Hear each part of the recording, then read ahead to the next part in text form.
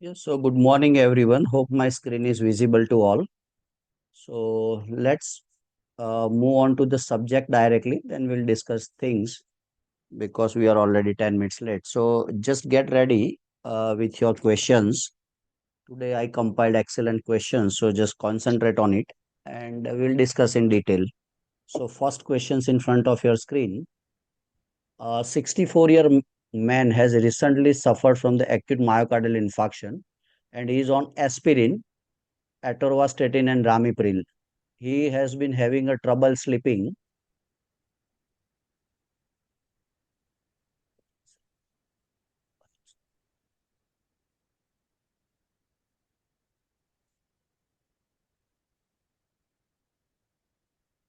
Yeah, so 64-year man has recently suffered from acute myocardial infarction and is on aspirin, atorvastatin, and ramipril. He has been having trouble sleeping and has been losing weight for past 4 months. He does not feel like doing anything he used to enjoy and he stopped the socializing. He says that he gets tired easily and cannot concentrate on anything. What is the most appropriate treatment? Lofipramide, dosulepin, citalopram, fluoxetine, and phenelzine.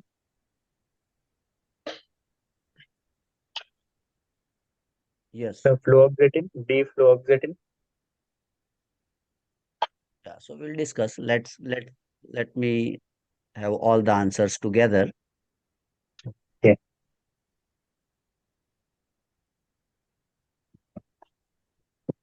There are a lot of doctors today. So let's just wait for the answers from others so we can discuss properly.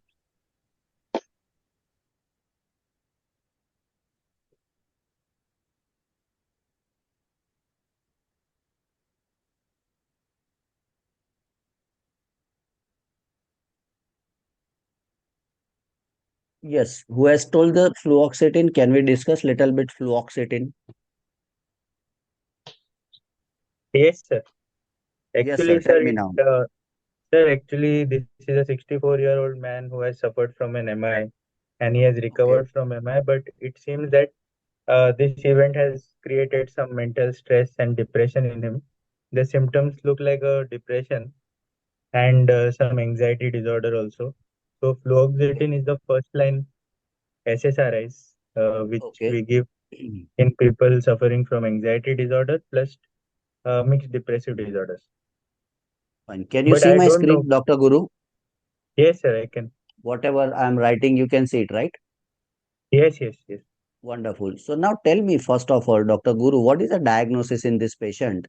So those there are a lot of new students. So I want to emphasize on that. We need to know the three things for any MCQ. One is diagnosis, another is investigation, and third is the treatment. So let's start with the basic. What do you think, Dr. Guru? What could be the answer of this? What is the diagnosis basically? Sir, I feel that Primary diagnosis. Yes. I feel that he's suffering from some depressive disorder. Okay, fine. So this is I'm writing down whatever you are saying. We discuss. So everybody will Okay. get depression. So depression Yes. is the answer, right? Now you tell me what point favoring the depression in this scenario. Yes, yes, yes.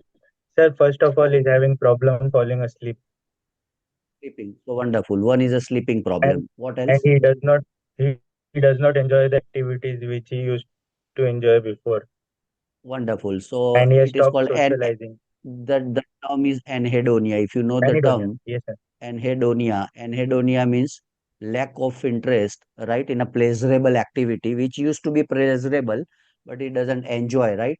So moving, Correct. going to see the movie, garden, rest, vacation, it doesn't like anything. So Correct. the depression symptoms you should keep in mind. One is And either excessive and sleep or less sleep, right? Another is a body weight gain or weight loss. So weight loss, weight, one is weight, another is a sleep. These are the classical symptoms, right? Lack of interest in self and surrounding, lack of interest, right? So these are the yes, few classical signs. So sometimes they ask you, they give you the scenario and they say this is anxiety, depression, bipolar, what's the diagnosis? So you must know the basic things about depression. So these all are the excellent clue in the scenario. Okay, fine. So this patient is basically a depressive patient, right? Depression, right? Now this recently and suffered sir, from one acute myocardial infarction, right? So Yes. he has now second problem is acute MI, right? He is already on the aspirin, that is blood thinner, antiplatelet, atorvastatin, idastatin. For cholesterol, ramipril is a ACE inhibitor, right? Now what they are saying, he gets tired easily. So that is again easy fatigability, cannot concentrate. These all are the symptoms. So what is the most appropriate treatment? So here, Dr. Guru, the main clue is that you need to add basically antidepressant drug, right? Antidepressant drug. So antidepressant drug, now you have to select from all the list. These all are the probably the drug of choice, but you need to select one drug which is safe for the heart, right? Which should Oh, not have any side effect on the heart because he is recently suffered from MI. What is the scenario? Recently suffered from acute myocardial infarction. So what do you think, right? Because this is SSRI, this is SSRI. So why you are not selecting the citalopram? Another is a sertraline. Another is a sertraline. That is SSRI, right? So mm, now the real answer for this question, Dr. Guru, is a citalopram, right? okay. Citalopram is the most safest drug in terms of the cardiac insult, right? So fluoxetine is also SSRI. I will discuss more in detail about SSRI. And first line treatment is a sertraline. Sertraline is considered to be the most safest drug for the heart patient, right? Those who are already cardiac things, but it is not in the option. So the second most closest answer is a uh, citalopram, sorry, right? So this is the answer in this scenario, right? So fluoxetine is less safer drug in a recently acute myocardial infarction patient. It is avoided, right? So you need to see the most highest the safety profile of the drug is the citalopram. So here the answer is a citalopram. Let's go little bit in the literature. So most commonly used drugs, antidepressant drug, selective serotonin inhibitor or SSRI is a group of the drug approved for the treatment of depression. So this is a classical approved drug for the depression. Those who have answer, we can discuss. Don't worry. So let me first finish. So depression, SSRI is a drug of choice. First number. Along with that, it is also approved not for the depression. It is for anxiety, OCD that is obsessive compulsive disorder, PTSD that is post traumatic stress disorder. Right. So these are the common indication apart from the depression. Other few indication where SSRI can be used safely. According to the British Heart Foundation, sertraline is a recommended first line treatment for the patient suffering from the heart disease, right? Sertraline, right? Remember sertraline, right? So sertraline is a drug. Sertraline is thought to be the safest or safer for the people with cardiovascular disease, and it has more positive effect on the platelet activation, atherosclerosis, and coronary artery disease. So it is also the most evident of the safe use in people with the ischemic heart disease. So as there is a no options of sertraline in our scenario, right? We selected the citalopram. Let's go little ahead. What is this?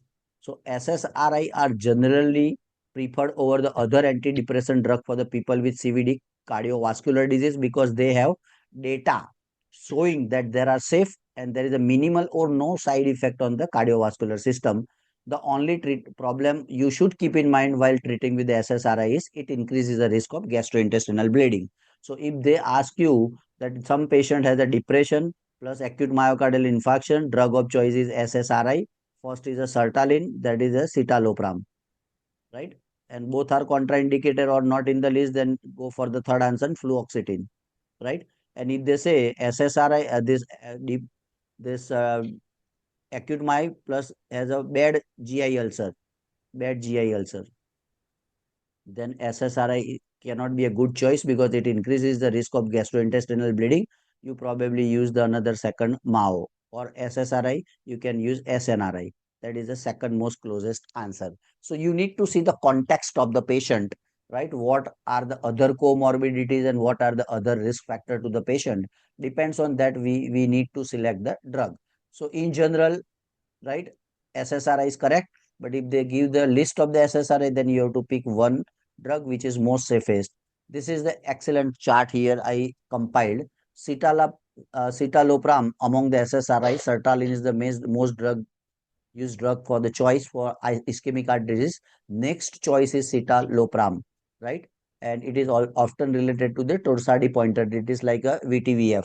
If SSRI is not used, then mirtazapine is recommended as a next antidepressant. So here the see the second questions in the exam. If the SSRI cannot be used, if the SSRI is contraindicated, or if they ask you in the exam what could be the next, if not SSRI, then mirtazapine. Just remember the name mirtazapine is the next antidepressant is recommended for the such patient.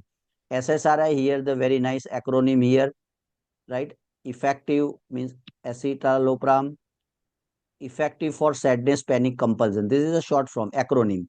So effective escitalopram for fluoxetine and fluoxamine, sadness, sertraline, panic, paroxetine, compulsion, citalopram. So it's little easy to remember.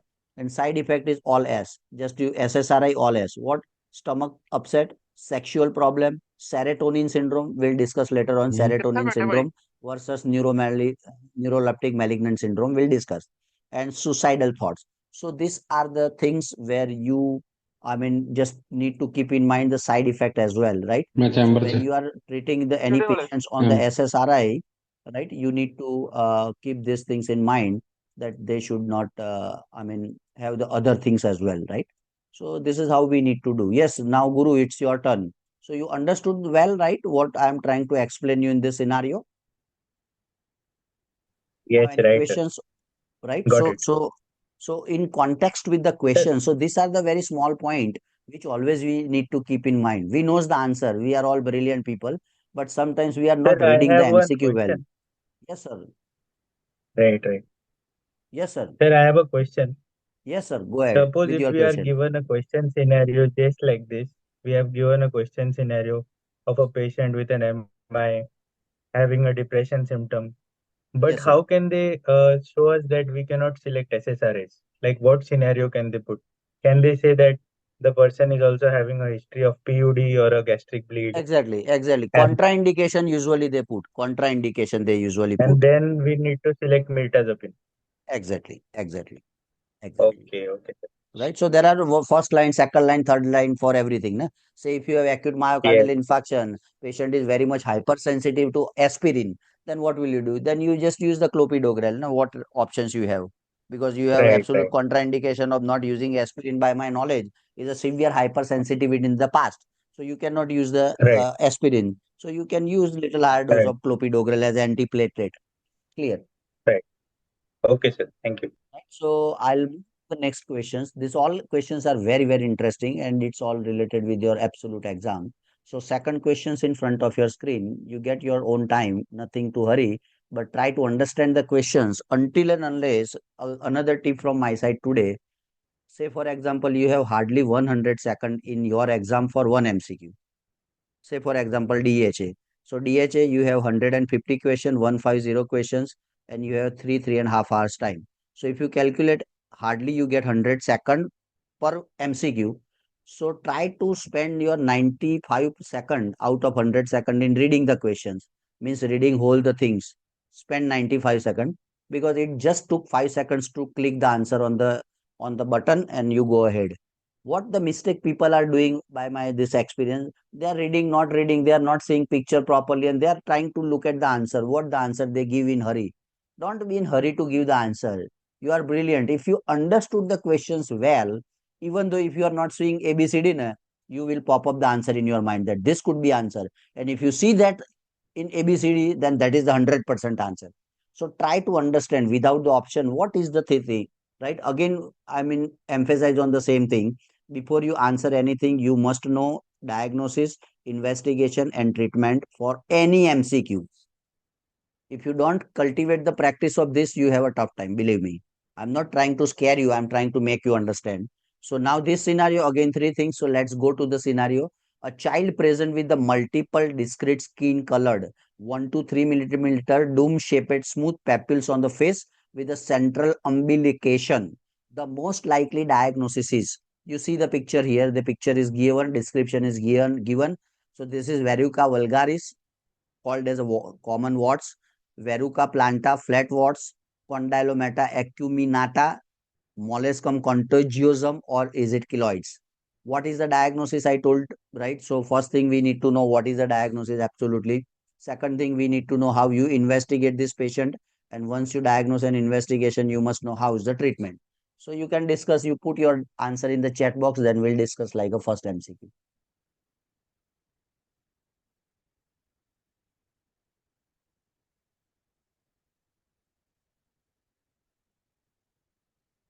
I wish everybody puts the answer. I mean, don't worry about right or wrong. This is absolutely academic platform and it is a learning platform. So don't worry what happens, what other people are thinking. Don't worry about it. Yes, Dr. Radhika. Any comment, Radhika? Let's discuss if you have, if you can unmute your mic, if you are in position to discuss. Yes, sir. Radhika, yeah. So What's the diagnosis? the lesions look like molluscum contagious. Okay, so this is looks Central like a molluscum contagiosum. So our diagnosis is molluscum contagiosum. So first question we answered. What is the diagnosis? Now tell me what causes the molluscum contagiosum. Is it autoimmune disease? It is infective disease? It is bacterial disease or it is viral disease? Second question to you. Core viral MCQ. Autoimmune, bacterial, viral, fungal or inflammatory disease? Answer. Answer. Yes, Radhika, I am talking to you. so it's a self-limiting disease. No, no, no. First of all, you decide, doctor. I'm not in hurry. I'm not at all in hurry. Only select one option. Is it autoimmune? Is it bacterial? I'm talking about molluscum contagiosum. That is what you made the diagnosis, right? So I'm asking you the Yes. next question. Second MCQ. Molluscum contagium is caused by what? Select one. Autoimmune, bacterial, viral, fungal, or inflammatory disease. What disease it is? Not sure, sir. Viral. Not sure viral, but your answer is correct. Viral. So answer is viral. You are right. Third question in this. What is the name of virus? Human influenza virus, HIV virus, polio virus, rabies virus. Which virus? Molluscum contagium. Which virus? Don't know. Don't remember, sir. Right. So this is a pox virus. Just this is MCQ. All I am absolutely discussing high yield points. No HPV. This is not because of HPV virus, Irfana. This is because of pox virus, POX, pox virus. So solved. Two things is solved so far. Right.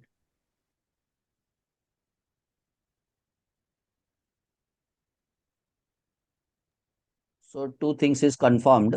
Right. Is what is the diagnosis and what is the cause? Now you tell me, doctor, what is the treatment now? It's a self-limiting Treatment. condition, sir. Self-limiting condition. And if it is not goes by self-limiting, right? You tried, you waited for 1 week, 2 week, 3 week. If it doesn't go, then what is the treatment? Anyone, open for Cyclone. all. Anyone. We have more than 30, 40 doctors in group. Anyone. It is ideally, she told correctly, it is a self-limiting disease. But think that if after 1 week, 2 week, 3 week, 4 week, you waited, right? Viral, common cold, right? Hello, Right? sir. Common cold, upper Can I answer? respiratory fever. Yes, yes, anybody can answer, sir. It's a Sir, debatable I think platform. acyclovir can be given. A cyclovir can be given. Are you sure? Yeah, I have treated a patient. Acyclovir can be given 5 times daily. So Am I, who has given the answer? sir, Utpal. It's Utpal here. Okay, Dr. Utpal. Yeah, yeah, Dr. Utpal. How are you? Yes, yes. I am fine, sir. Wonderful. So How are you? I'm fine, thank you. So you go and check it out, the treatment of this contagiosum, I mean molluscum contagiosum. So I have everything. I'll share one by one. So here, this is a Okay. classical case of molluscum contagiosum, that is diagnosis. So out of this three triad, one triad is done. This is molluscum contagiosum. What causes it? Pox virus causes it, and what is the treatment? Right. So let's jump to the treatment part. So molluscum contagiosum is a viral infection that affects the skin. Around 9 out of 10 cases happens in the children. Our scenario is the children. So every point is important in the scenario. That is why I told you to read it well. So around 9 out of 10 cases happens in children. Although it can occur in at any age. Molluscum contagiosum is generally harmless condition that normally gets better in a few months without any specific treatment. That means it is a self-limiting. Molluscum contagiosum is a contagious skin infection caused by the pox virus that causes the pink or white dome-shaped, smoothy, waxy bumps to form. Treatment usually optional as lesions usually resolve spontaneously within 12 months. As you told, everybody is correct, but if not resolved, if the treatment is preferred, the use curettage, cryotherapy, topical agent, right? And complication is scarring, right? So these are the things. So there is no apparently by my literature, there is a no acyclovir, but if somebody can get the literature of acyclovir, just get back to me or post it in the group so everybody can learn. So far, this is the final conclusion answer. So we concluded the diagnosis, we concluded the things, right? We know the now virus name and now we know the treatment as well. So that's it. This is what how you need to do in the exam. Let's move to the third questions. It's extremely important and very, very concept clearing and lots of brainstorming in these questions, right? So we will discuss very because 99% of the people confuse between all five options. So now in next 5 minutes, all will be clear. So third question, 55-year-old woman with limb weakness or weak limbs on examination found to have burn marks on the fingertips, wasted and weak hands with the diminished reflexes. She also has a weak spastic leg, sorry, and dissociated sensory loss. What is the most likely diagnosis? So again, understand the question. 55-year woman, she has a weakness in the limb. On examination, she found to have a burn marks on the fingertips and this wasted and weak hands and diminished reflexes as well. She also have weak s- spastic legs and dissociated sensory loss. So sensory loss is also there. What is the most likely diagnosis?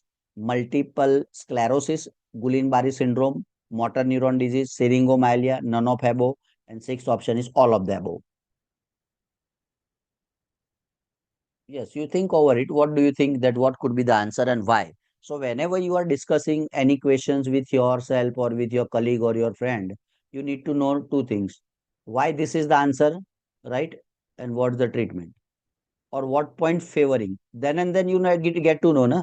Because if you know the scenario, then diagnosis is easy. Even though if you can't see this option, you can easily diagnose, right? So let's see what the opinion from the pool.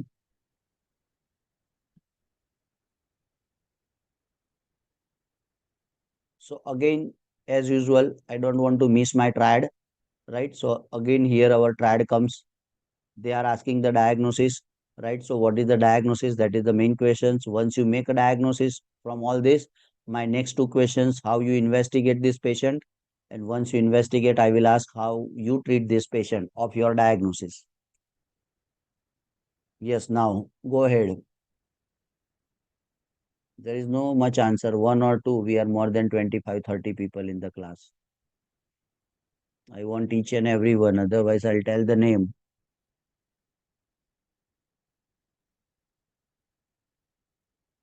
I'll tell the name otherwise. Post answer, right or wrong, post answer. If you keep a blank in your exam, your marks is gone. There is no advantage of keeping any MCQ blank. Even if you don't know, tick anything, A, B, C, D, whatever fits to your mind or or your, by experience. So yes, Amrin, tell me why it is a motor neuron disease, Dr. Amrin. I want to listen from you. Open up your mic. Yes, Amrin.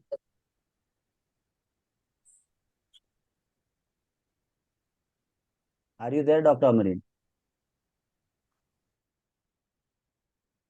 Yes, Dr. Alpha. Yes, Dr. Utpal.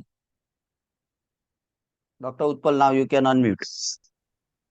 Sir, I think it is Gulenberry. Okay, wonderful. So let's discuss Gulen-Barre. Right. So am I audible to you well, sir? Yes, sir, very much audible. Wonderful. So this is shortly called as a GBS, Gulen-Barre syndrome. So can you tell me what is the etiology or cause of the Gulen-Barre syndrome? What causes the Gulen-Barre syndrome?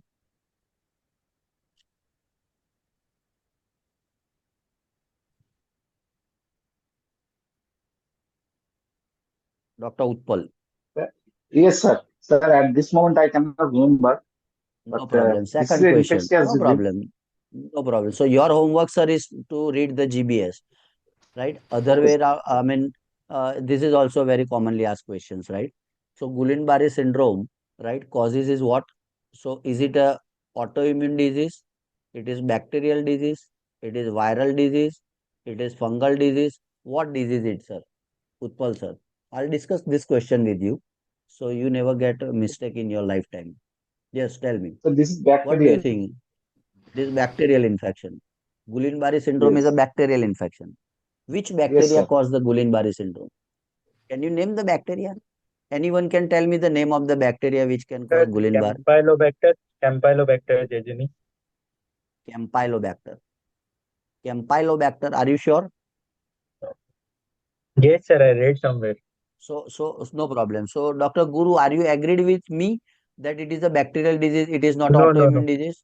No, no, sir. It is autoimmune. It can be caused by bacteria, virus, uh, bacteria or virus also, because our Okay. own immune system gets weakened, and Okay. it starts attacking the peripheral nerves. Okay. Fine. Okay. It could So be bacterial, viral also. There now would get be back to yes, yes. Go ahead. Somebody was speaking. Yeah, yeah, discuss. This is all discussion platform. Guillain-Barré syndrome. There will be a history of some viral gastroenteritis, and Gastroenteritis. So do you think any gastroenteritis in the scenario? following which, and Guillain-Barré syndrome, actually weakness starts in the lower limb and then Okay. progresses upwards. But Fine. sir, I think this is syringomyelia, option D. Yeah, I'm I am not. discussing whatever the people are saying. Gulinbar is 100% wrong answer. But Dr. Utpal sir told me that is why I'm discussing. I want to understand what is in the mind of Dr. Utpal sir, right? So until and unless we discuss, see, Yeah. your job is not just to do the answer that okay, syringomyelia. Your job at home is to why not motor neuron, why not GBS, why not multiple sclerosis. Are you getting me? Yes or no? Yes, Our sir. job Yes. is not just to have a one answer. Our main job is to diagnose, right, rule out the other things as well. That this is not. So, so here the answer is a syringomyelia. Now let's discuss. Let's discuss because without discussion, mugging up the things will not solve the problem. F option I'll add from my side. Diabetic neuropathy. Diabetic neuropathy. Because everything you look same, right? Now, Utpal sir, are you getting me? Yes, sir. Yes, sir. Please. It is a autoimmune. It is autoimmune neuropathy, right? Demyelinating neuropathy. What is the difference between multiple sclerosis and Guillain-Barré syndrome? The major difference. Both are the same thing. This is autoimmune demyelinating neuropathy. This is autoimmune demyelinating neuropathy. But the biggest difference in multiple sclerosis is a CNS. CNS means brain and spine is involved. Brain and spine is involved in multiple sclerosis. Brain and spine. And biggest difference in Guillain-Barré syndrome is a peripheral neuropathy. That's it. This is the what the bottom line is. So this is the peripheral neuropathy. This is central neuropathy. Central nervous system includes two things, basic pathophysiology. Brain and spine is called central nervous system and peripheral nerves involve peripheral nervous system. So we have central, we have peripheral nervous system. So this is including the peripheral nervous system. That is a Guillain-Barré syndrome, which is precipitated many a times by the viral infection or some kind of infection, could be gastroenteritis, and then the doctor told me I forget the name, but there is a ascending neuropathy. So it start in the lower limb, right, and it is going upwards, right. So from feet, from ankle, then this lower abdomen, and then diaphragm paralyzed, and patient will die in the Guillain-Barré syndrome because of diaphragmatic paralysis. So paralysis of diaphragm, right, the respiratory arrest, and patient will die in GBS. So most important thing in GBS to look at the reflexes, right. So there is a neuropathy, it is ascending, right? Can anyone tell me in poliomyelitis what is the neuropathy, ascending or descending? Poliomyelitis. If you don't know, go and read it. Poliomyelitis Descending, neuropathy. sir. This all are the descending. It is a descending. Descending. Yes. Descending. Yeah. So this is important. So if somebody asks you ascending from starting from the lower limb going up, it is a Guillain-Barré, and polio going from up to down. That is a poliomyelitis. So there are lots of questions, right? So why it is not a diabetic neuropathy? Because there is no history of diabetes, number one, right? Because in what happens in diabetes, you may have, right? You may have, because of sensations are lost, fingers may get these things, right? Wasted the things, but there is no, and there is no spasticity of leg in the diabetes. Diabetes is the most commonest cause of bilateral bilateral peripheral neuropathy. Biggest and commonest this presentation across the globe in diabetes is in a nerves is a diabetes. So diabetes can cause bilateral symmetrical peripheral neuropathy. Bilateral symmetrical peripheral neuropathy, right? So this seen in the both side, right? Because sugar is everywhere in the body. It's not on the sugar is right side leg more than left. It's a systemic disease. So you get bilateral symmetrical peripheral neuropathy where you don't get the spasticity, nothing. So diabetic neuropathy is gone. Multiple sclerosis, right? Multiple sclerosis is a right a remitting and relapsing, relapse and remitting disease. So this is relapsing and remitting disease. Some patient have absolutely no symptoms, even though have multiple sclerosis, and some patient has very severe problem. The commonest central nervous system involved, right, in these things, right? Both the things, multiple sclerosis and Guillain-Barré, nerves are involved, but this is the central nerve involved, here the peripheral nerves involved. Central nerve involved, ocular nerve or optic involved, commonest presentation is reduced vision, diplopia or visual loss. This is how they are present with the ਕਾਲੇ multiple ਪੰਨੀ ਚ ਬੰਨ ਕੇ sclerosis. Plate Another thing is the weakness. Please make your mic mute, please. Huh? ਜ਼ਿਆਦਾ ਵਧੀਆ Disturbing to ਰਹੇਗਾ me. ਸਾਰੀਆਂ ਦਵਾਈਆਂ Yeah, please, carbon paper ਦੇ ਵਿੱਚ ਪਲੇਟ ਉੱਤੇ ਦੋ ਰਬੜਾ ਚੜਾ ਕੇ let, ਪੰਨੀ ਚ ਪਾ let me mute all because they are not understanding. Fine. So this is what the thing is, right? So you don't need to confuse. So this is 55-year woman with the weak limbs and examination found to have burn marks on the fingertips, wasted and weak hands and diminished reflexes. She has also a weak spastic legs and dissociated lesions. So multiple sclerosis, you can't see this Guillain-Barré. Motor neuron disease, somebody answered, but what is the motor neuron disease? Anyone would like to tell me? Anyone, open for all. What is the motor neuron disease? Exactly. What do you understand by motor neuron disease? How it differentiate from the multiple sclerosis? Tell me. Somebody posted motor neuron disease as well as answer. Motor neuron disease.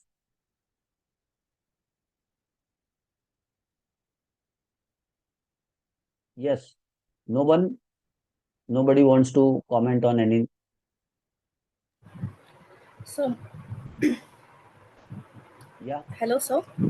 Yes, yes. You go ahead, doctor. I can listen, hear you well. So, motor neuron disease is a group of neurodegenerative disease New that affects the degenerative motor disease. neuron specifically. Sorry, When I saw, can you little bit explain, doctor? Sorry, huh? I missed your point. Sorry. What is motor motor neuron neuron disease? disease, a group of rare neurodegenerative disorders that affect the motor neurons.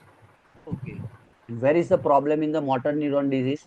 Exactly where is the problem? Like in a multiple sclerosis, as we discussed, it is a autoimmune, right? Yeah, yeah. Demyelinating degenerative nerve disease, which involves only central nervous system, means brain and spine, while Upper Guillain-Barré is the motor neuron. same. Yes, sir. Upper Upper motor motor neuron. neuron. Upper motor Yes, sir. neuron.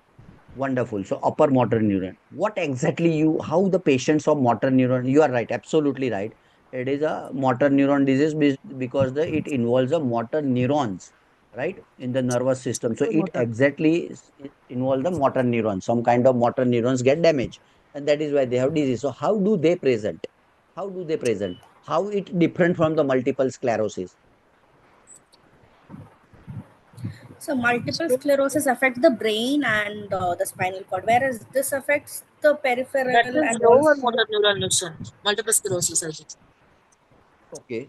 So if you want to tell me the specific point about motor neuron disease or multiple sclerosis, right? What is the, clue point, or what is how you difference or how you diagnose motor neuron disease?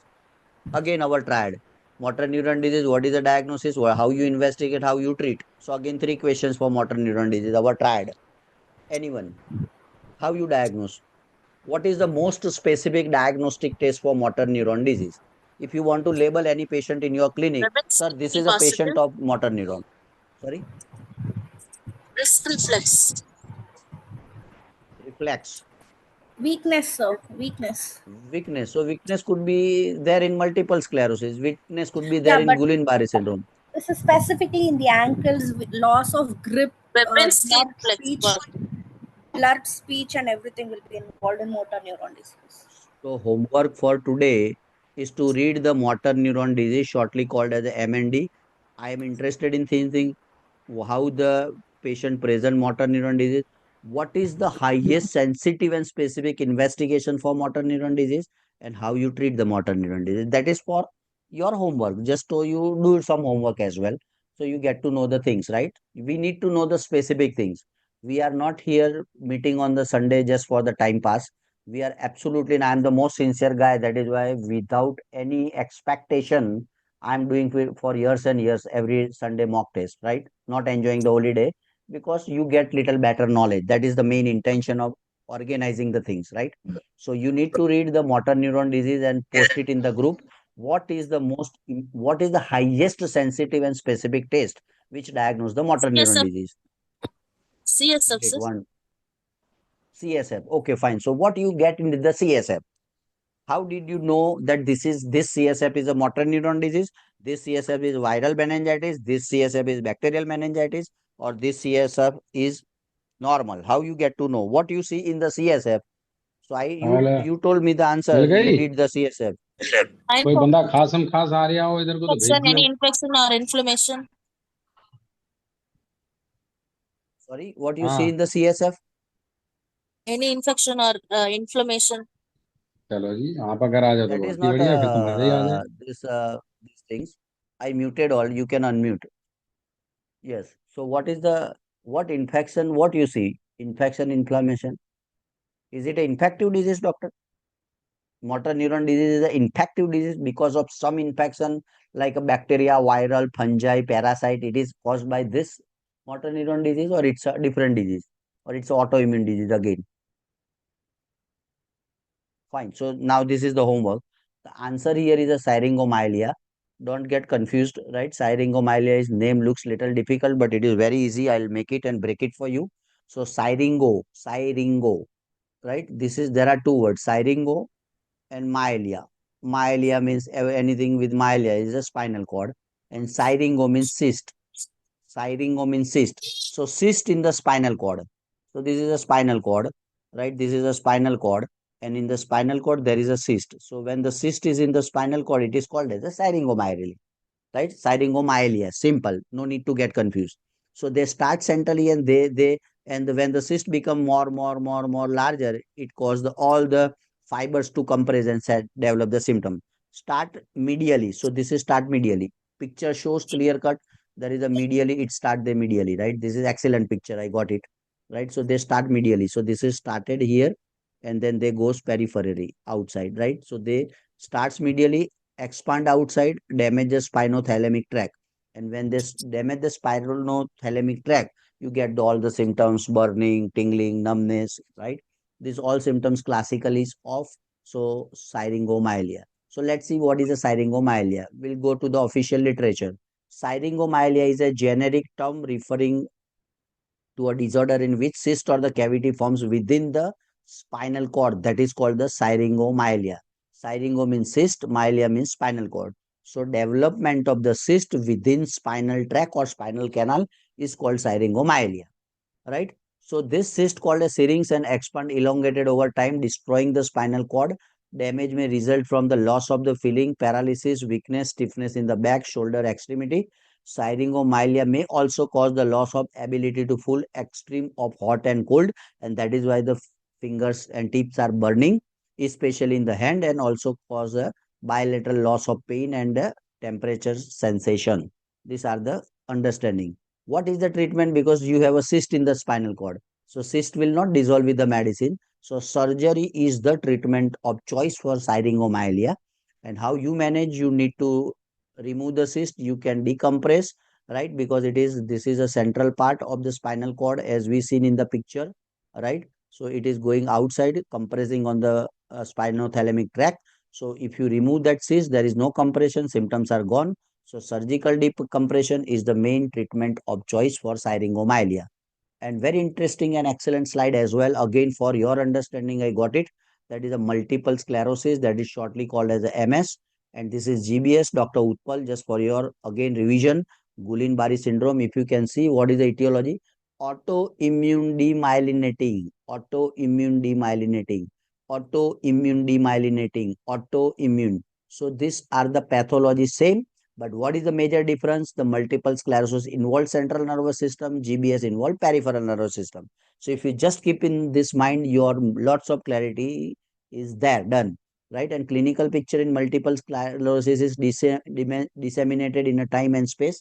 So it's a remitting and relapsing, and this is rapidly ascending paralysis. Ascending, Dr. Utpal.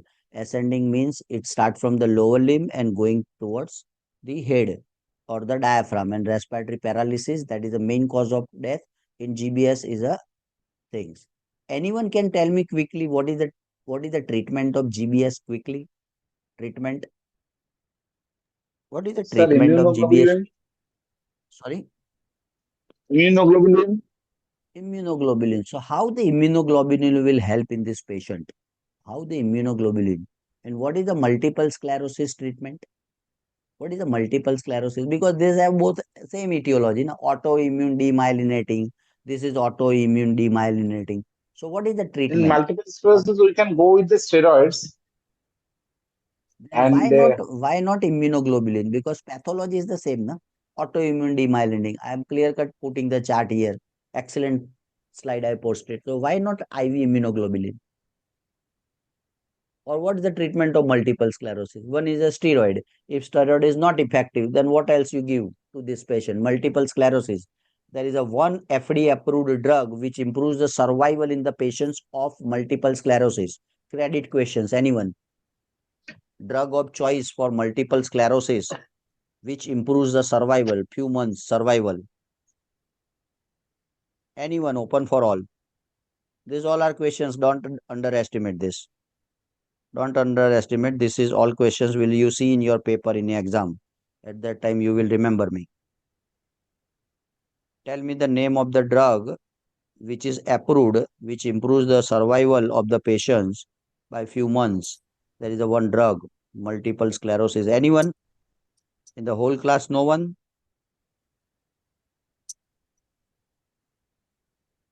Homework. Homework. Find out the drug. By that way, you read. Otherwise, you won't read. That's it. So this is how the syringomyelia, right? So just keep completely. You don't need to just give the answer. You need to exclude the other options as well. And this art you need to cultivate in each and every MCQ whenever you are, I mean, solving from now onwards, right? So that is a real learning. This is what we are doing is a real learning. I'm not just reading the question. Otherwise, it finish in 30 minutes. That's it. But it won't help you at all, right? So I want you to teach. That is why I'm here.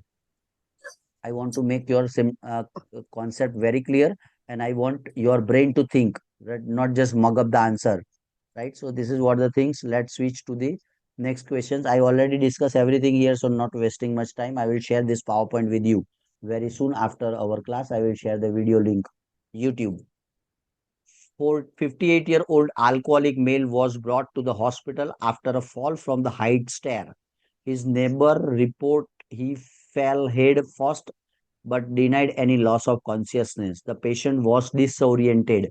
The neurological examination was significant for left hemiparesis, left Babinski sign, and left homonymous hemianopia. CT means CT scan of brain shows this picture. Which picture? This picture. This is your picture. What is the most likely diagnosis? Is it subarachnoid hemorrhage? It is subdural hemorrhage. It is epidural hemorrhage. It is intraventricular hemorrhage. so this Take is your time. SDH, subdural hemorrhage. Okay, fine. We'll discuss, sir. Sorry. Just give 5-10 seconds. 5-10 seconds. We'll discuss one by one. because we are lots of doctors today, 30, 40. And one more announcement, every Sunday now we'll do start at 12 o'clock instead of 11. So far, last 1 year we are doing 11 o'clock, but out of the country people, especially from Middle East, it's too early for them. So they requested to make it little late so they can also join. So we instead of 11, we did it from 12 to 1:30. Yes, we are 30 doctors in the group and answer is only three. I want you to put the answer and discuss. Post answer. Otherwise, I tell the name.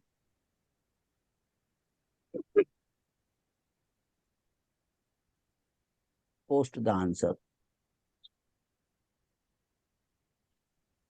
Post the answer. Everyone post answer. I will not go ahead until and unless you post the answer. Yes, Dr. Pooja. What's your answer, Dr. Pooja?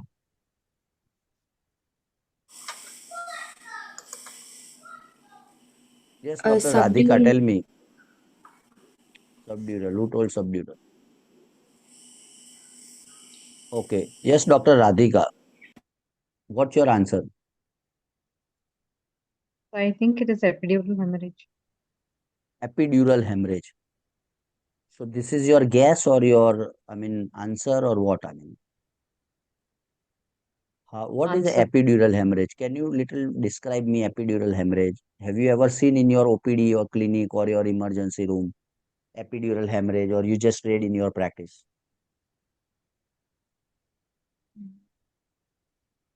Just tell me. If you don't know, it's fine. Don't worry. I'm just trying to understand your concept. So what is the epidural hemorrhage? How it looks like in the CT scan, right? How it looks like in the CT scan. By convex. Yes, Dr. Sanina, your comment. Dr. Sanina Mansoor. You can unmute your mic and you can discuss. So I Sir, think can it's I say? subdural hemorrhage. One by one, one by Sanina. First, Sanina. Yes, please tell me, doctor. What do you think if this questions comes in your exam? What do you think? What could be the answer, first of all? Or So I, diagnosis, our triad again. Think of our triad. If you keep 24/7 my triad in your mind, your 90% of the problem are solved. so I think it's Yes, this is subdural triad. hemorrhage.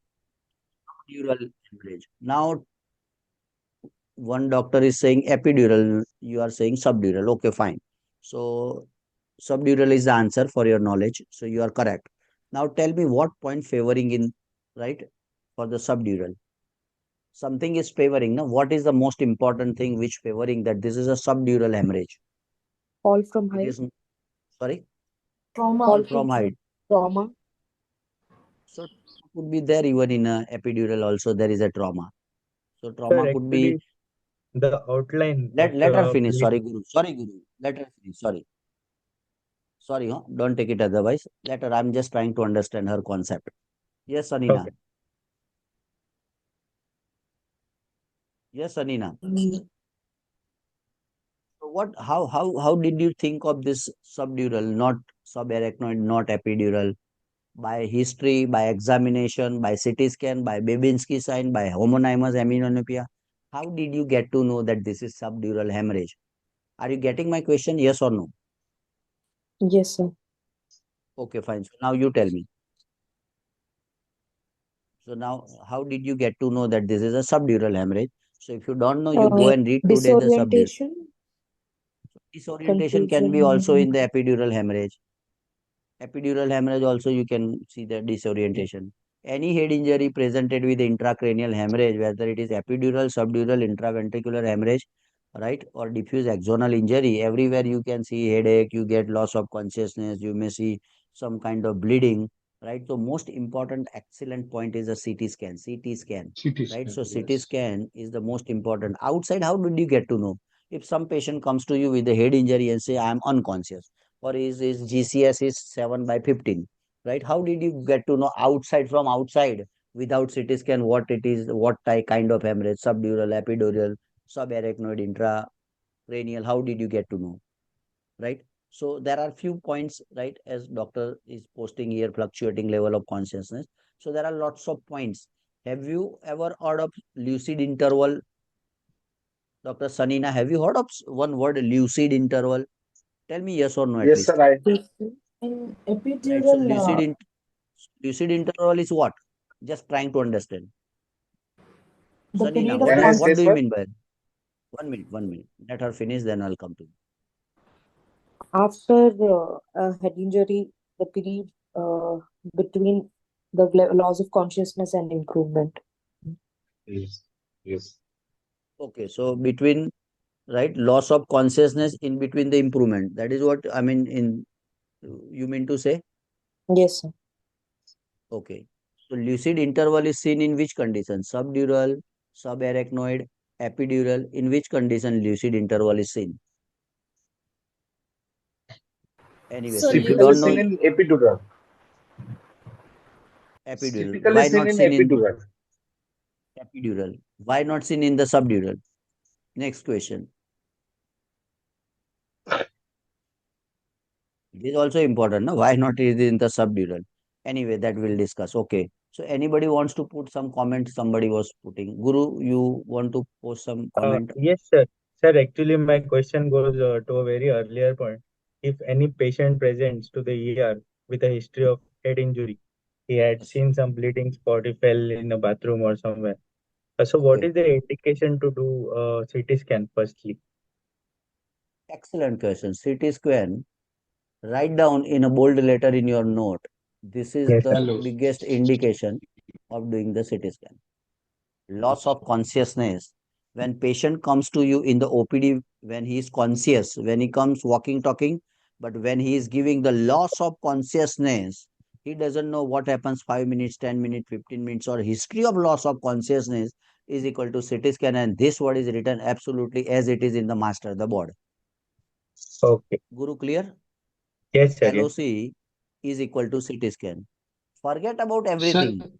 Patient is now good, patient is walking, talking, 15 by 15 GS, because Sir, as seen what a about lucid interval, patient initially fine, but if you sir, don't do anything, don't 1 minute, CT scan patient may go all of the sudden unconscious, lucid interval, right? So loss of consciousness is equal to CT scan. That's it. This is a dictum. So any patient Okay. loss of consciousness, CT scan. Yes. Yes, now sir, question. one Somebody was doubt. asking me. Sorry. Yes. Next. sir, Sir, sir, if the for the indication of CT scan, there is a ENT bleed and vomiting also is there, I think. Yeah. So these all are there. External bleeding. This there are a lot of indication. Right? You are suspecting basal skull fracture, panda sign, this sign, periorbital, right? Yes, Bleeding from ear. These all are the routine indication. But even they have no nasal bleeding, no ear bleeding, no mouth bleeding, no panda sign, no skull base fracture. yes, Only just loss of consciousness. And now patient is okay. Patient is absolutely talking to you, giving you all the complete detailed history. But he has a loss of consciousness. They deserve CT scan. Is that clear? Yes or no? sir, yes, if the Yes. patient is complaining only of dizziness but Dizziness no is loss not. of complete Dizziness, consciousness. no, no, no. Dizziness is not indication. Dizziness is not indication. As per the book and guidelines, it is a loss of consciousness. So dizziness Oh, is something different from the loss of consciousness. Is that clear, Guru? Yes, sir. Yes. Very clear. Wonderful, wonderful, wonderful, wonderful. Well, Very actually, I interesting. have a doubt, sir. Yes, please. I got a similar question, but I got confused between subdural and epidural hemorrhage. So, lucid Uh, interval is seen in both the cases, or and the alcoholic male, has it got something to do with the diagnosis, sir? Because exactly, I think the same question only I got, as far as I remember. so Like, and it this can is be seen in it can be seen in a condition, but epidural is the most. Epidural, if you have the choice, right? okay. Epidural is the most closest answer for a lucid epidural. Now this is the Oh, brain, right? So this is a skull basically. This is a skull, right? Right? It is seen here. So I have excellent picture here for you, right? Excellent picture for you. See? So this is a skull, right? I do lot of exercise before presenting the class. So this is a skull.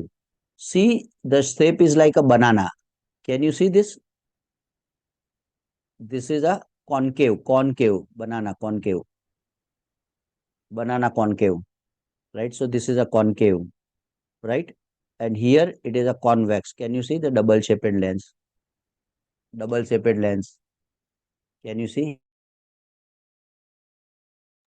So can you see this? This is a convex, right? So this is the biggest difference between these two, right? So if you have a CT scan, look at the concavity. If it is a concave, it is a subdural, and if it is a convex, it is a epidural.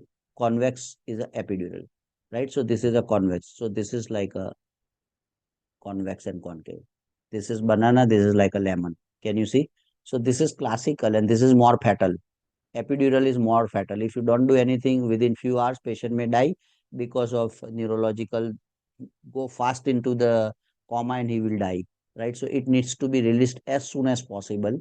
Here you can observe, especially in asymptomatic patient. When patient is asymptomatic, they are never asymptomatic. Epidural is never asymptomatic. So what is the difference between epidural and subdural, right? So this is a difference. One is a convex on the CT scan. This is convex on the CT scan. So this is a, so you, what is the things you need to see in the CT scan?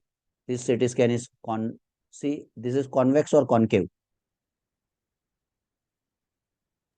Concave. This is like a Concave. banana. This is concave, like a banana, right? So this is a banana means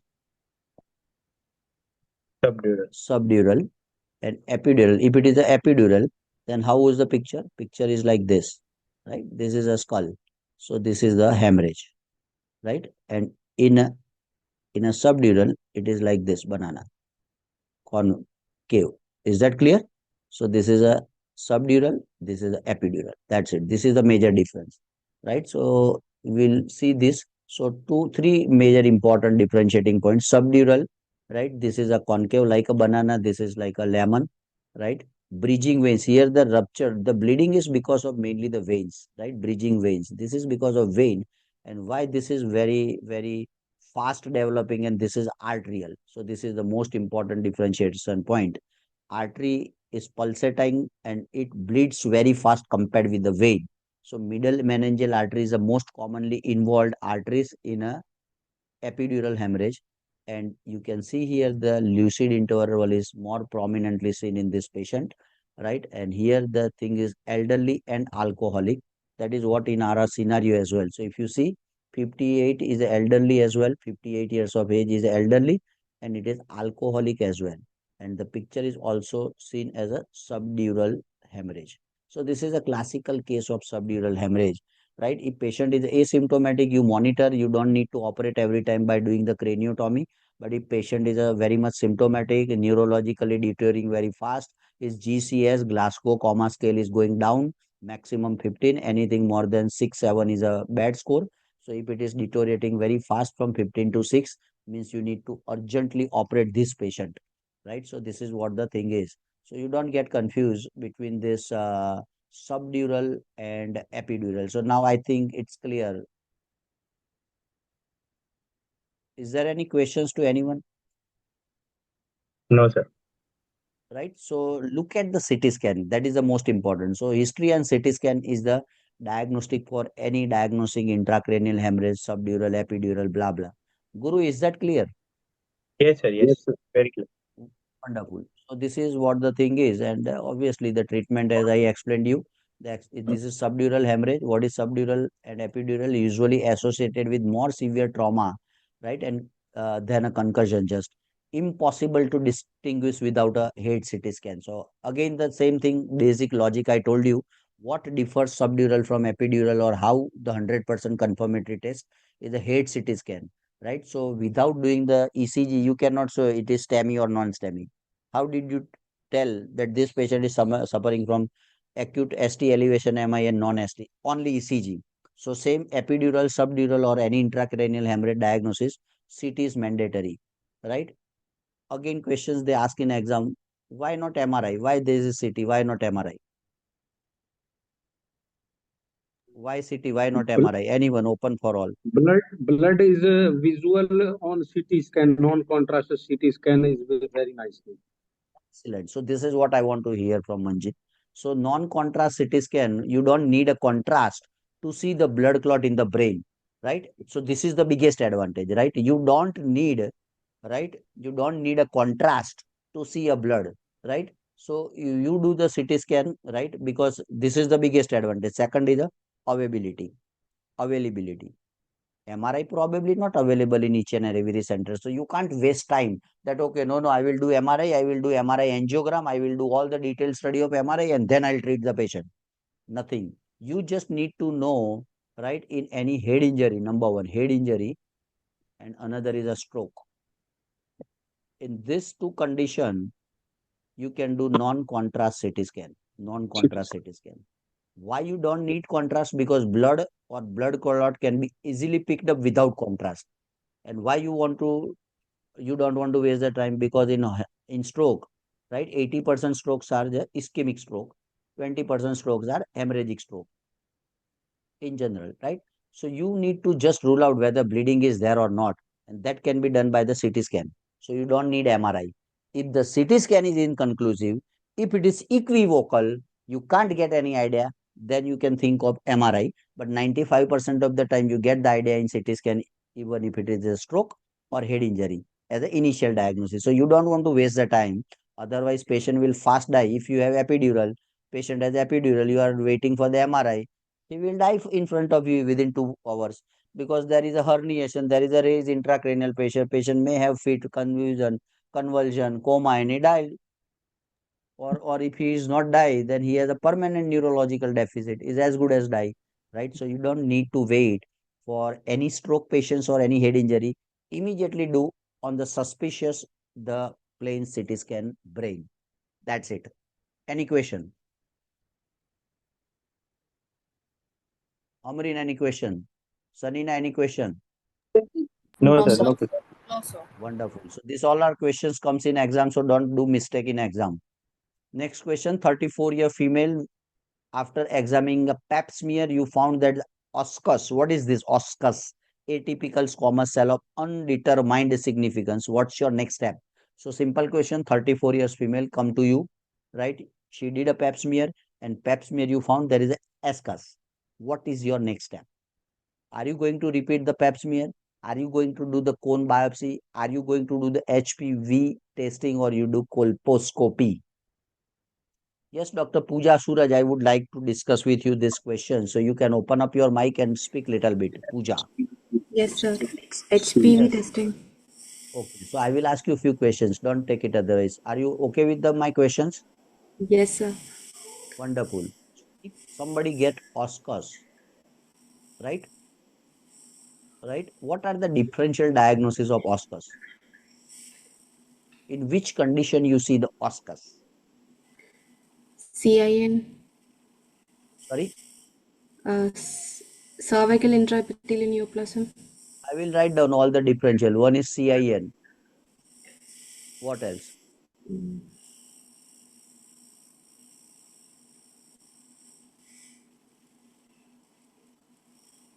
Do you know or you don't know?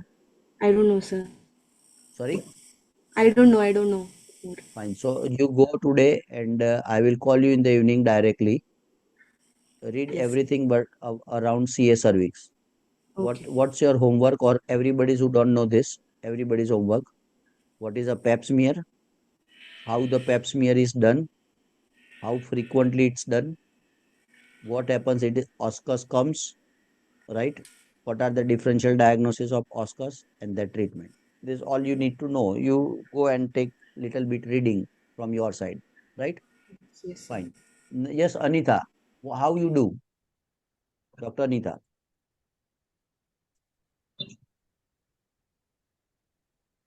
Yes, Dr. Anita, are you there in the class?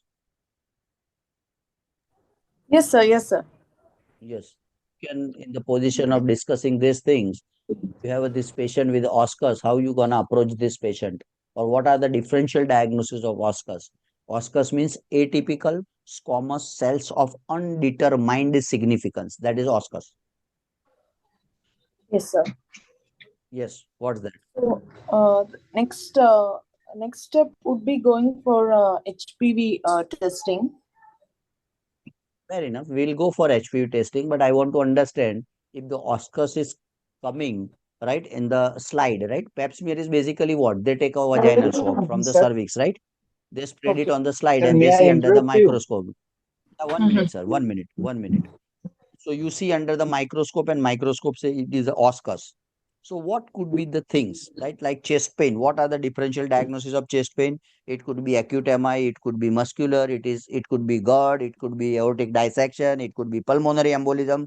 Long list. This is differential diagnosis. So what are the differential diagnosis of oscus, Dr. Anita?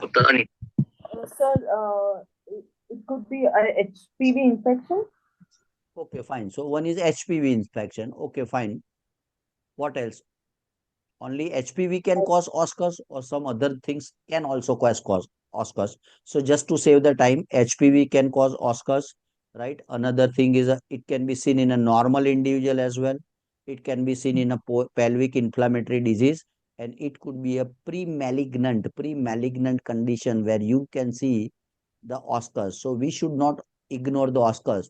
But Oscars does not mean it is a cancer.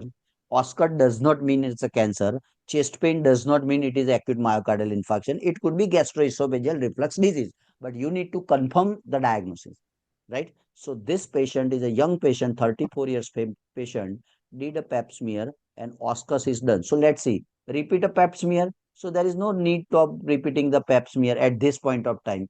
Oscars means these are anything. It could be CIN, it could be HPV infection, it could be normal, it could be PID, it could be a early cancer sign. So how did you get to know? So once it is a Oscars, you go and do the HPV. Now second question comes to the exam. If you do the Oscars, you do the HPV, and now the next second question. If HPV is negative, what is the answer? If HPV is positive, what is the answer? Anita. Here the answer is HPV. You are absolutely right. But my next question, if the HPV testing is done and if the HPV testing is positive, what's your reaction? If HPV negative, what's your management? HPV Anyone, testing, anyone who wants to comment, comment.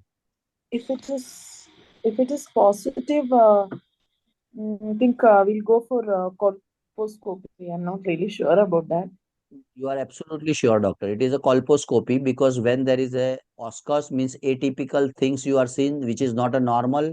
Also, HPV is positive means you must go for the colposcopy and needed biopsy as well, because HPV virus is responsible for more than 95 to 99% of the cervical cancer is present because of HPV, right? Yes, sir. So now what else you need, right? Patient has a abnormal cells under microscope, patient has a HPV positive. So this is absolutely a high risk patient for development of cervical cancer. So you must go for the colposcopy. Colpo means vagina and scopy means visualize. So you see the Yes. vagina, you see the things, and if you find some abnormal growth or structure, you take a colposcopic biopsy as well, right? So this is what the answer is, right? So here the answer is HPV, right? Is that clear? Yes or no?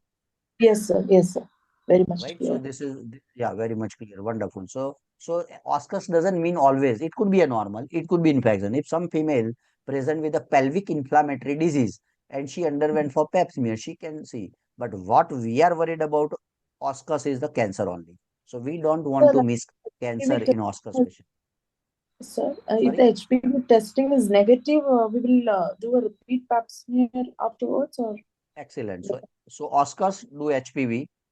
If Mhm. HPV is positive, do the colposcopy and biopsy. If Yes. HPV is negative, then instead Mhm. of 3 years, repeat after 12 months. Oh, 12 months. Okay, okay. Repeat after. Usually the pap smear is done at 3 years, right? Usually pap smear frequency Pap is 3 years. only pap smear is 3 years, and if it is with HPV, it can be done Yes. every 5 years. Excellent, excellent, wonderful, wonderful. So this is exam questions. If only pap smear is done, it is every 3 years. And if pap smear is clubbed up with the HPV, human papilloma virus, HPV DNA testing you are doing, then every 5 years you can repeat this test, right?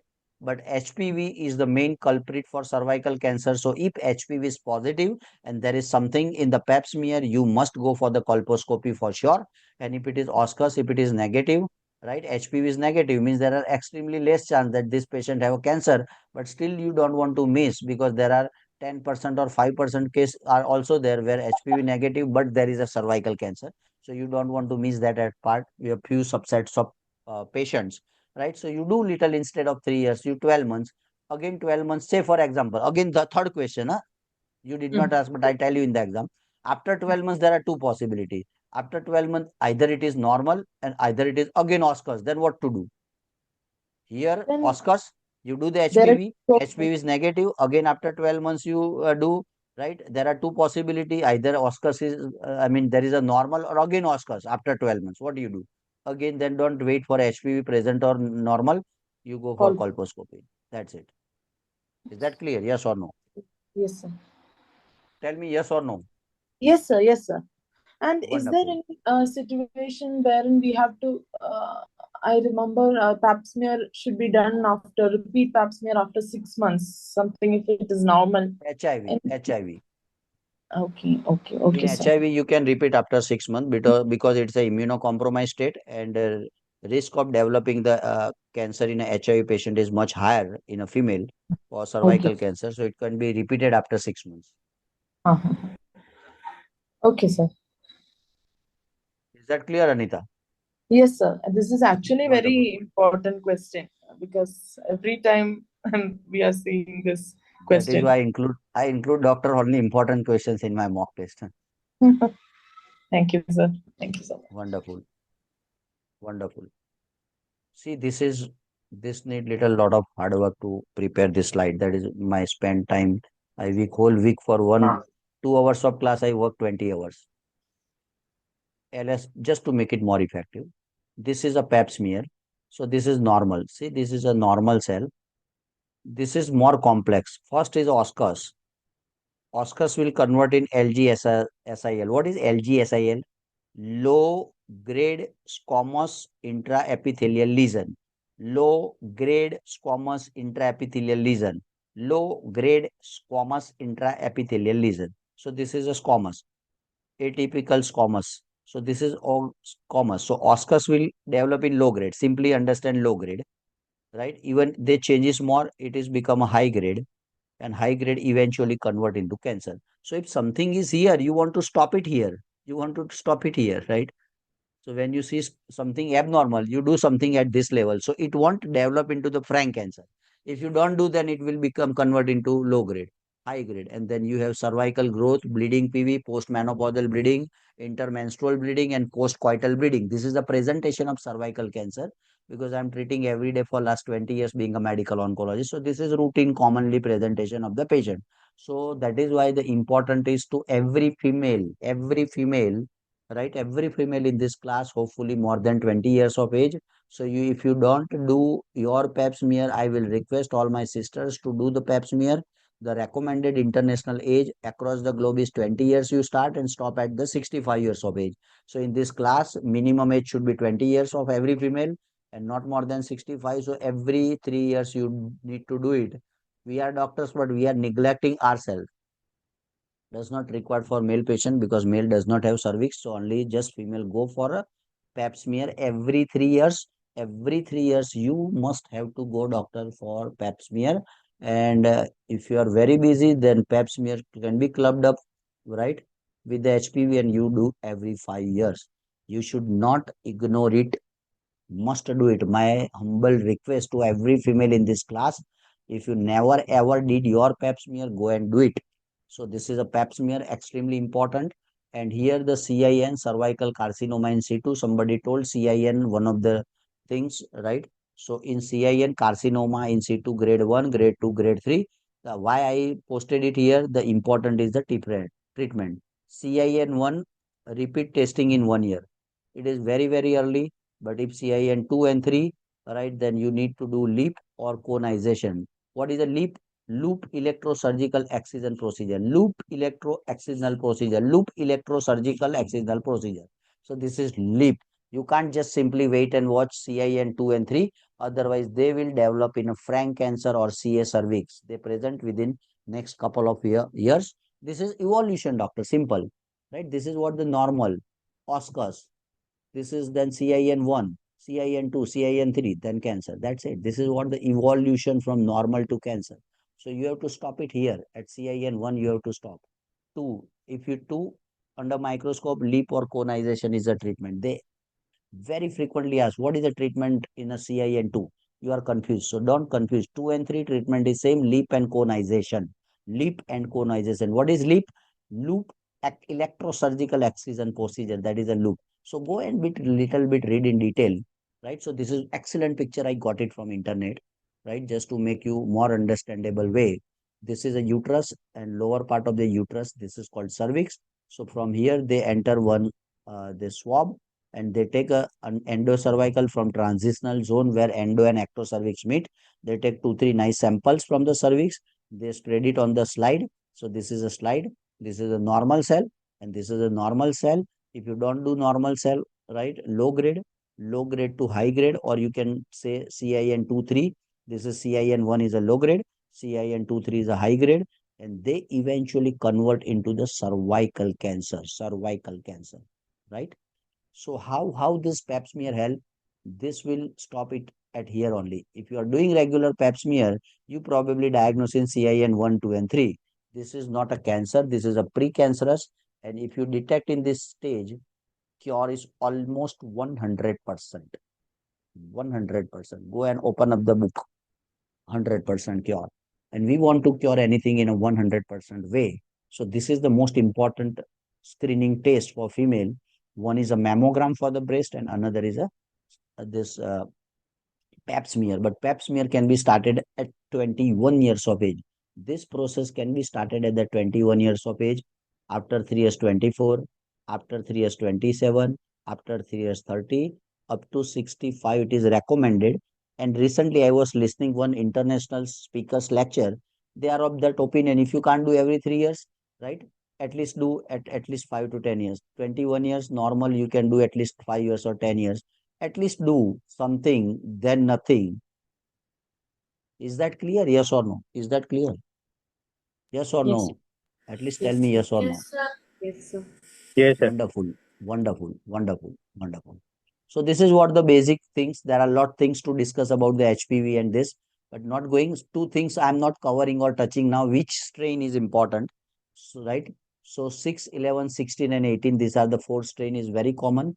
6, 11, 16, and 18. This is the HPV strain, and vaccine is available. Quadrivalent vaccine. Quadru means four. So it covers against all these things, right? So vaccine one you need to little bit read. We will discuss in next mock test. Vaccine, right? Right. At what age recommended vaccine and what strain of the HIV virus, sorry, HPV virus is responsible for cervical cancer, right? So we'll discuss in some next MCQ, right? So this is what the important. So these are the very high yield questions related with the exam, right? So today we are little running short of time, but one more questions we'll discuss, then we'll have a feedback and we can hold it here. Next questions. Any questions with the cervical cancer in the house? Any doubt? This is the golden opportunity to ask the questions. So don't shy. Ask the questions. Any questions? Sir, Again, sir, yes. sir, may I ask you? Yes. Anybody, sir, you are most welcome. Ask anything. Sir, in HPV infection, we give another vaccine, that is Cervarix, and Gardasil is also used. So in This is a Gardasil, we brand are name, sir. covering the, Gardasil is a yes, brand name, sir. yes, sir, quadrivalent Yes, sir. vaccine, that is the 6, 11, 16, 18. And Yes, sir. there is another vaccine we are covering about up to six strains, including 6, 11, 18. We are covering the 31 and 33 strain of the HPV vaccine. So, what is that effect of that vaccine, and what is the important, and when we can prescribe that vaccine? So, could you please enlighten us in this particular matter? Yes, sir. So quadrivalent vaccine is a vaccine which cover the four strain 6, 11, 16, and 18, which is responsible for more than 70% of the cervical cancer. Now, nanovalent vaccine is also available, which covers 9 strain, 9 strain. So it is even more Yes, sir. effective, right? The usual age of the vaccination in Western world, they start at somewhere 9, 11 years of age, right? 11 years of age to you can say 24, 25 years of age, they can give the vaccine, right? If you are giving before the 16 years of age, two doses are required. 2 doses are required. And if you are giving in the elderly lady, probably 25 plus, you need a 3 doses. That's it. This is the difference, right? 0, 2, and 6. This is the 3 dose, and this is 0 and 6, I guess. This is how it is given, right? So this is the Okay. importance of the vaccine, and this vaccine gives excellent protection, right? If you are elderly lady and you have a small daughter of 10 years, 12 years, 15 years, I strongly recommend you give, right?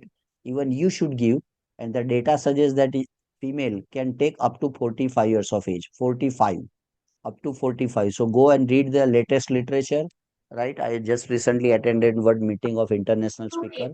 45 years of age, up to 45 years, you can take this vaccine, right? And just only difference is you need to take 3 doses. For your children less than 15 years, not sexually exposed, give 2 doses. That's it. So this is what the importance is.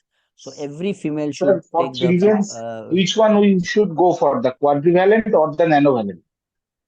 Which depends. I one mean, is better? whatever better is nano, obviously, because they contains more strains of the HPV virus, right? But if it is not available, Yes. at least go for the quadrivalent. There is no harm because 70-80% of Okay. the strain is covered in the quadrivalent vaccine. Okay. Got it? So Okay. sometime we can take one dedicated lecture of vaccine only. Hepatitis B, Sure. HPV, And whatever available in market, right? Especially because I'm and reinforcing in that because it prevents the cancer. So there are very few sir, vaccines which one more prevents the question cancer. is there. Yes, sir. Sir, I have one more question. Yes. It's not regarding the HPV. I would like to know what is the current scenario of HIV vaccine. Because as per being a microbiologist, as per my knowledge, I know it is in the third trial of the phase.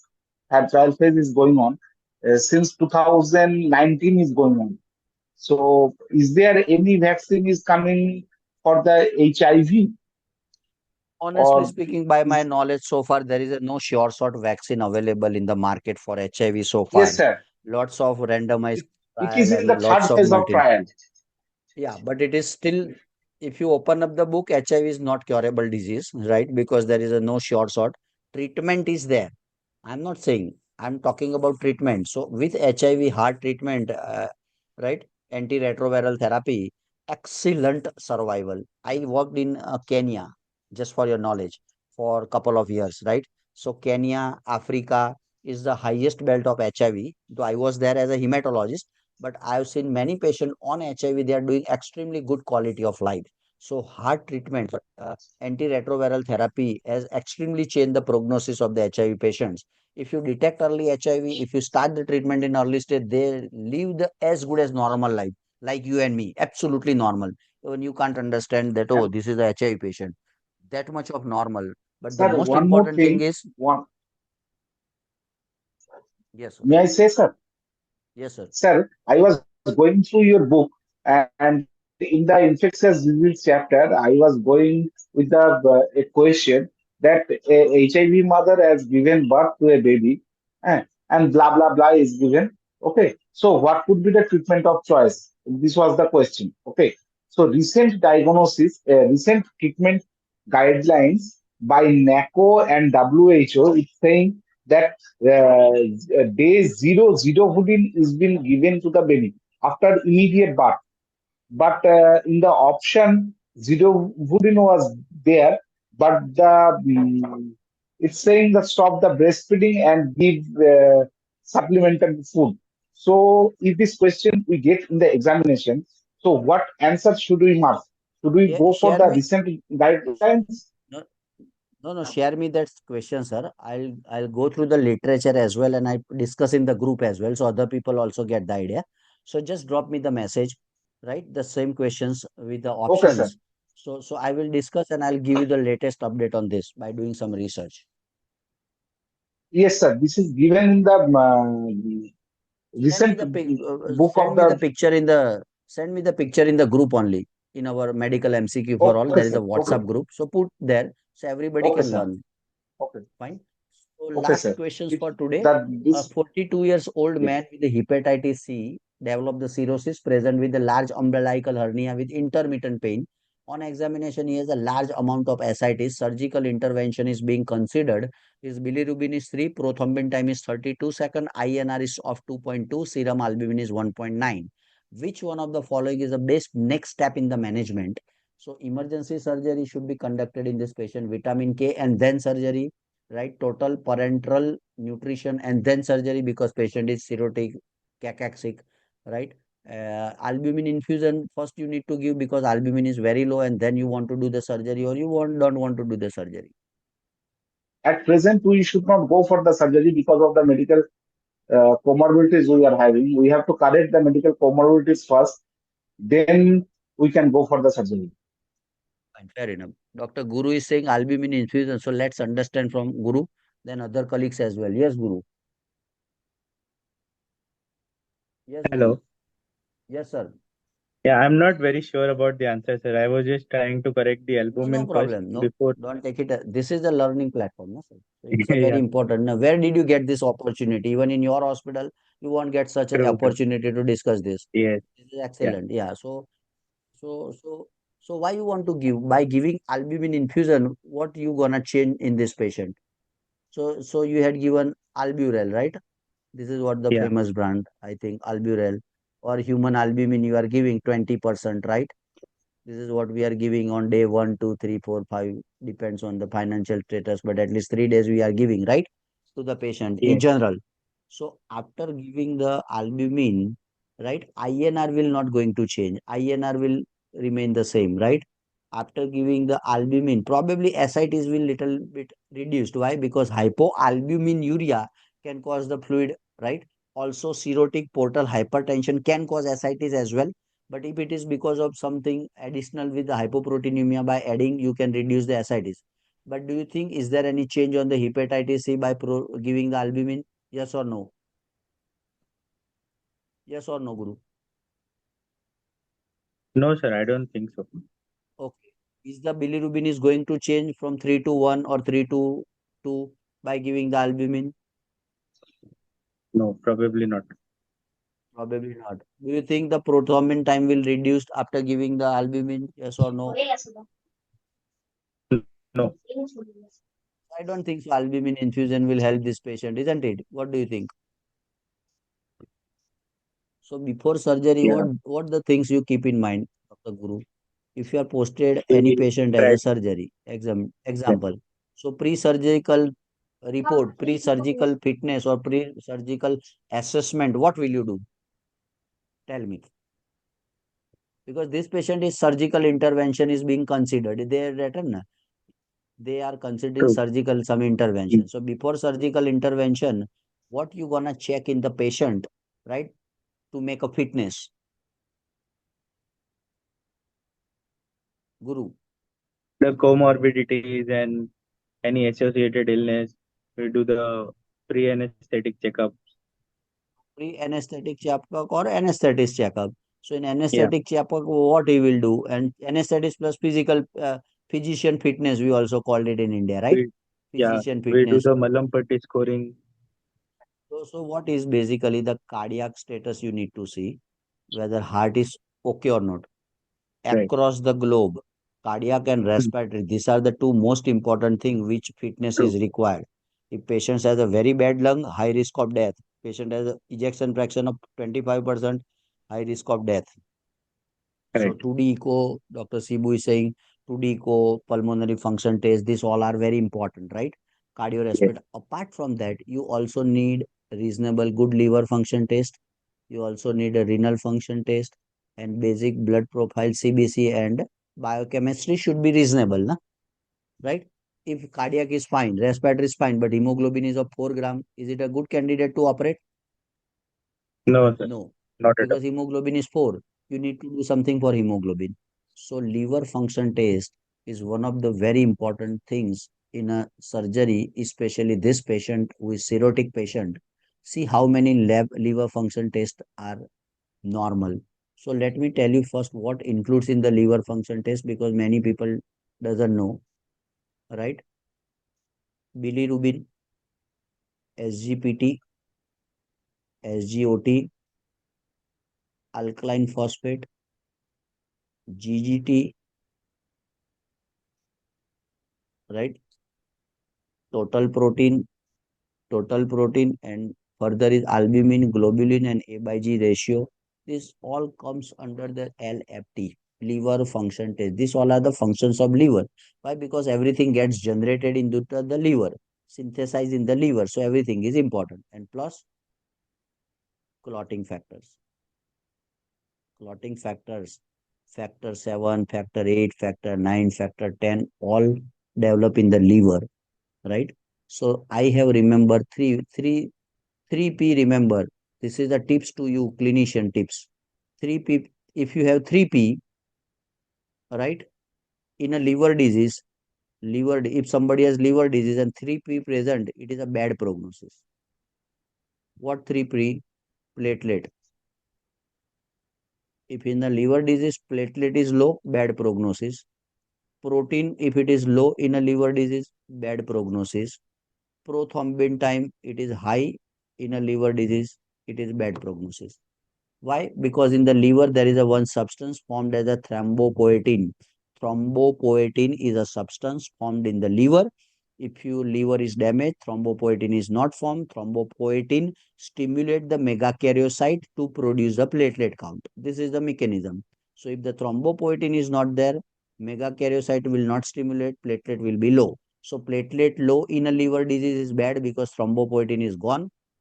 Protein, if it is low, right, means protein is no more formed, it is low, it is a bad prognosis. And because of the liver is producing the clotting factor, when liver is cirrhotic, it will not produce the clotting factor, and that is why PT and APTT is high, and that is a bad things.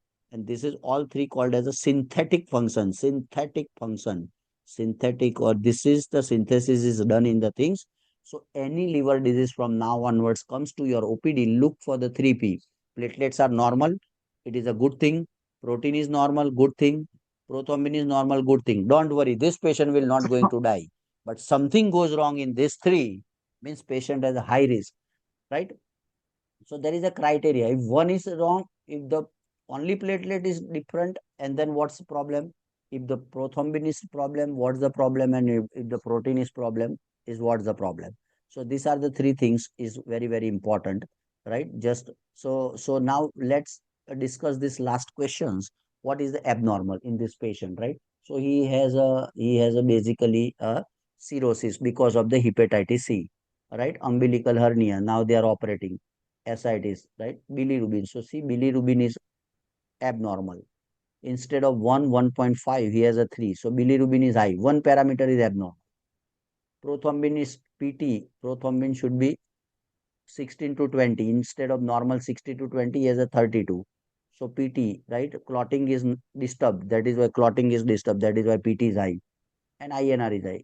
Another P is the protein, or protein is the albumin. Albumin is called protein.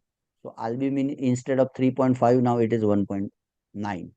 So bilirubin is abnormal, PT is abnormal, albumin is normal. So major synthetic functions of these patients are very much abnormal. So having one, if it is one abnormal, probably 30-40% chance of mortality. Two abnormal, it is 70% chance of mortality, and three or more or four abnormal, almost 100% mortality. So do you think, would you like to operate this patient now who is going to die, probably 90-100% chances of death? Are you going to No, operate this patient? What's the answer? no, sir. No surgery. Emergency surgery, absolutely wrong answer, because you don't want to operate emergency or anything, right? Vitamin K will not help.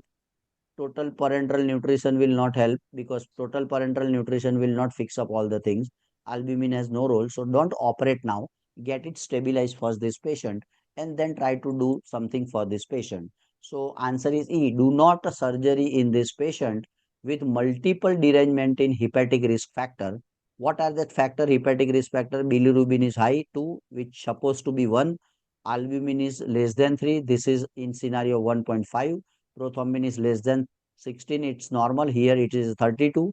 And encephalopathy is also there. So brain is involved. How did you get to know? Because in history there is altered mental status. So altered mental status is something wrong with the brain, right? Something wrong with the brain. That is why it's a altered mental status. So if these four things or these things are three, if three or more are present, if three or more are present, so we have already three.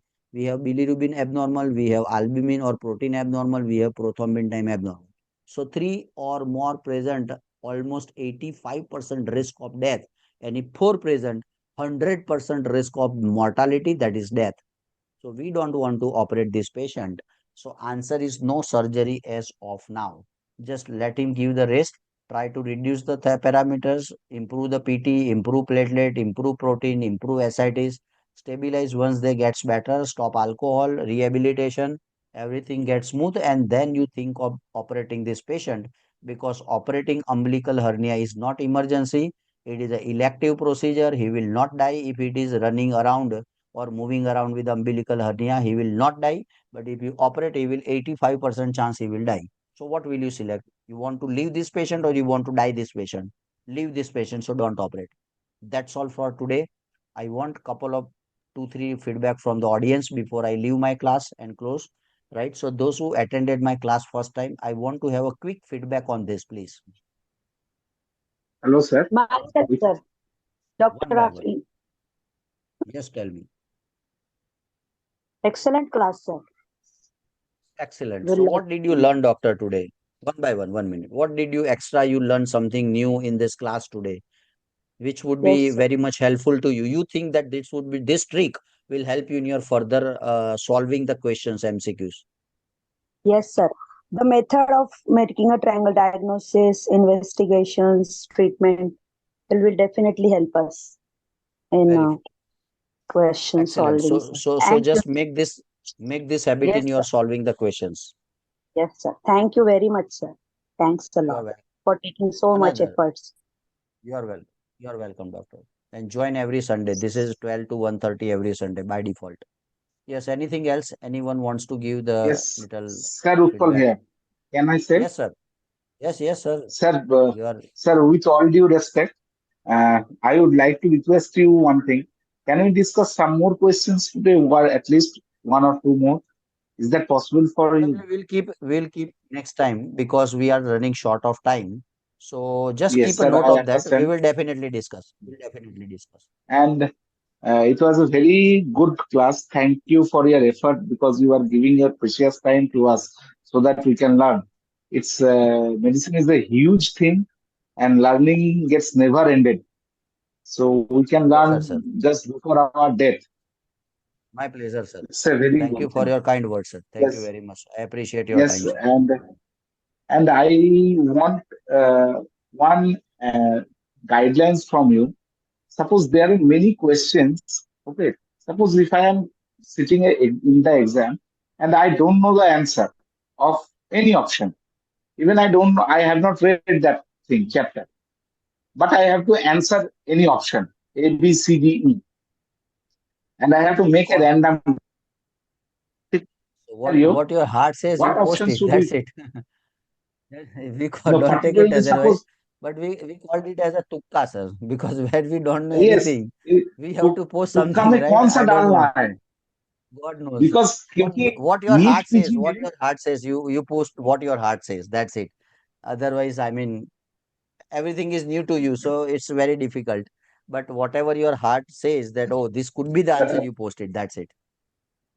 okay, okay, Yes, because yes. Next, in anyone NEET else? PG Last. Sir, I like the approach very much which you suggested. While you solve any question, first get to the diagnosis, then conclude to the investigation, and then the treatment. I think in this way, if we keep studying, most of the question gets answered there only. Yes, that's correct, sir. That is why I just Yeah, it's a very share good my approach experience. which you suggested. Yes, yes, sir.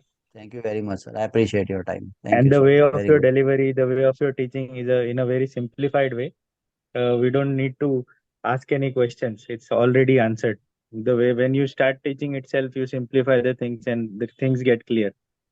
Thank you very much, sir. I appreciate. Yes, I'm yeah. trying my level best, sir. That is my message, sir, for today. Thank you very much. Thank you very much. I appreciate your time. Anyone last? My pleasure. Anyone last? Especially the new one, new candidate. Any experience shared? Sir, the class was very nice. Like you talking about all the other options which are not answers. So Yes. which it clears all the doubts. Yes, so Pooja, you need to do the practice. You means everybody needs to practice in that way. See, otherwise, this is everything on my website, our medical MCQ for all. All questions are from there only. But we are just trying to understand, okay, this is a Guillain-Barré, khalas. Don't need Guillain-Barré. What is motor neuron? What is Guillain-Barré? What is multiple sclerosis? Why this? Why syringomyelia? I mean, if you try to think in that way, you get to know lots of answer in a one question, right? So even though you are solving 25 questions, but by my experience you are solving the 75 question, because at least three question in one question: diagnosis, investigation, treatment, right? So 25 question solving means 75 question solving, right? So try to do more, go bit in detail, not just for the sake of passing the exam. Try to understand what the questions, and that is what I want to, I mean, provoke in your mind how to think, how to interpret, how to, I mean, make correlation from one question to another questions, right? So if you develop this skill, then MCQ would be easy. Otherwise, you get bored after solving 20, 30, 40 questions. But now onwards, you try to be more active, try to understand the MCQ scenarios, see the vignity of the questions, what is the core morbidity, what is age, what are the labs, what are the findings. If you correlate everything, then that would be a fun doing the MCQ. I'm learning and enjoying because I read each and every line, I read each and every things, and then I'll solve my in my even OPD. When I sit in my OPD, I'll do the same thing, right? And there Yes, are sir. lots of questions on hematologist, my own patient, treated patient, because this is how they present and this is what I did it. That's it. So nothing rocket science, na? So when you see the alcoholic patient, you see all the parameters. It is nothing new in this scenario. They have bad bilirubin, they have bad, and they P 3P. I think you don't know 3P, right? Before onwards, 3P. You never thought No. of this 3P. So it is a very excellent clue, right? Protein, platelet, and prothrombin. If it is a bad, I mean, this is a bad patient. He will die definitely. So you need to improve. So these are the all clinical tips which is not written in the books. That is why coaching is absolutely important. And I must recommend each and everybody, especially at least join for 1 month, 1.5 month coaching. And we have lots of discounted offer as well. So talk to Pallavi, talk to anyone in the company. But it is extremely important. And once your concepts are clear, whatever they ask, you can definitely answer. So thank you very much once again, everybody joining and listening me on Sunday. And I appreciate your time. We'll see you next Sunday again and in between as well. So keep in touch, stay tuned, and enjoy your Sunday. Thank you very much, everyone. Thank you, sir. Thank you, sir. Thank you. Thank you, sir. Bye bye. I will share this PowerPoint soon in the group. So, I mean, video, so you can listen it later on as well. Thank you. Sure. Okay. Thank you, sir. Thank you.